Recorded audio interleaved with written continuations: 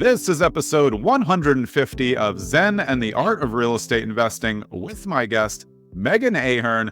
Megan is a rebel turned real estate investor. She's been investing in Lincoln, Nebraska very steadily since 2018 with her husband, over 80 units in and around the area.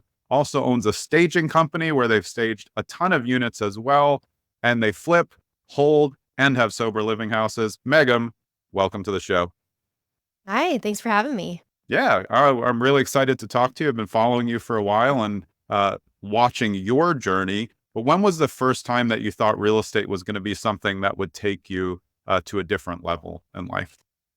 Probably back in 2015, I started kind of learning about it and getting into it. Growing up, my grandparents were real estate investors. Oh, They retired off of commercial real estate, but we never saw it by the time I was around. I just always saw they had money and they yeah, never worked. And so I yeah, was like, I want to do that that when I sounds grow cool. up. Yeah. Yeah. But what drove you? Was it the fact that you knew that they did it through real estate that in 2015 you said like, hey, I need to investigate this? Yeah. And my husband was in the military and we kind of kept going back and forth on do we want him to resign?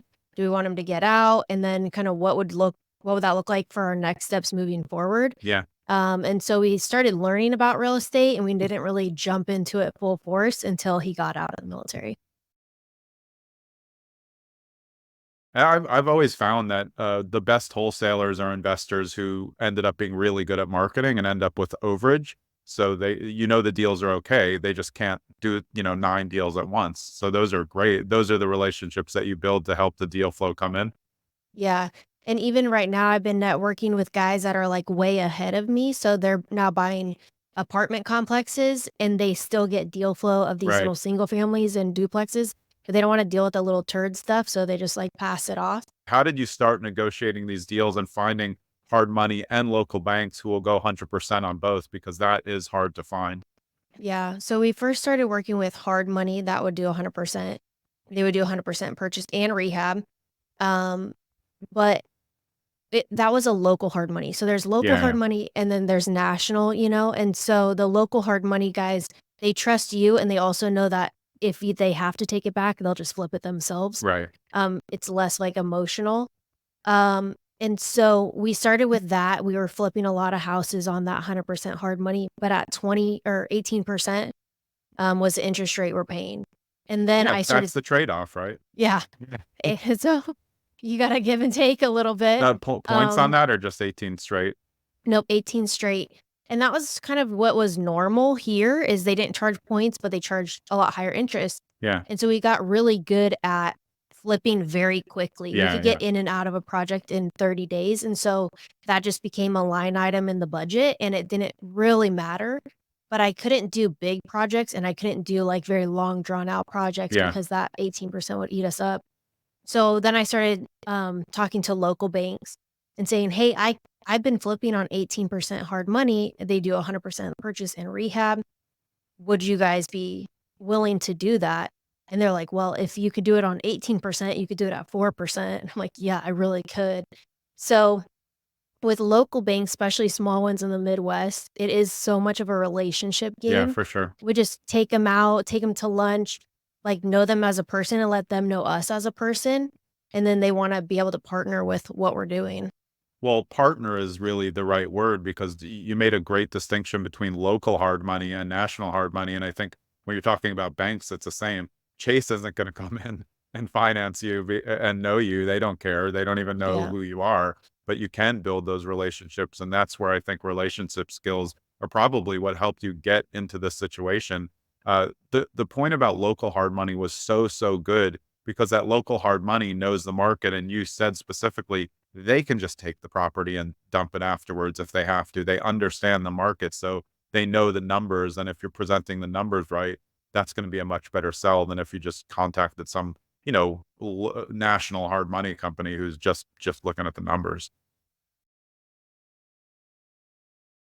Let's talk staging a little because that's hugely important, and you have a staging company as well.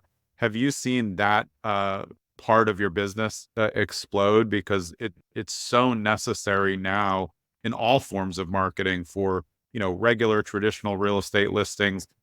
I always think like, I don't know why it wouldn't be staged. It doesn't cost that much. And if it's brand new, you might as well make it look lived in so they can get the feeling of home.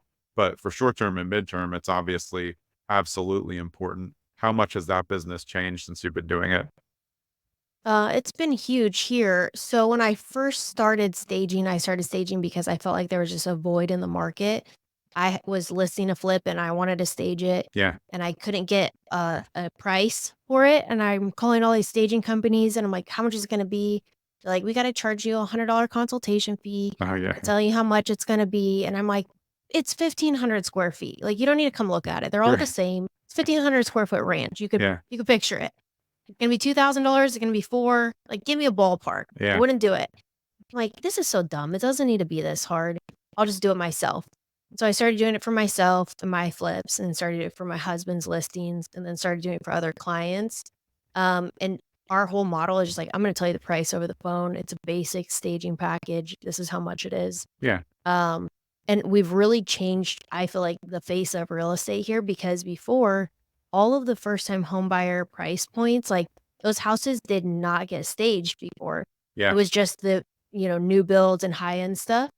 And now we've made like a very affordable model and just make it easy. And then it's huge, like the difference between how fast a staged house sells and Oh, for sure. how slow it, unstaged doesn't. And um, so yeah, it's been good for us. We do about 80 to 100 houses a year.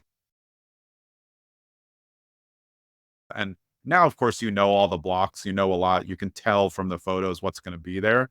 But give me Yeah. a little bit of info from what you found in your experience based on seeing enough reps in person, which I think is really important. Yeah, I think it's really important too. I think that even if you're not making offers, you're just walking a ton of houses, you find out so much, right? You find out like what are the normal things for that age of a house or that Yeah. area in a neighborhood, um, which could be virtual, sucks for everybody in California trying to get started on Yeah. it, You can So just I take a get it. trip and Like, go back. I mean, yeah, but I would say that even if you are trying to do, like, out of state, pick one specific spot.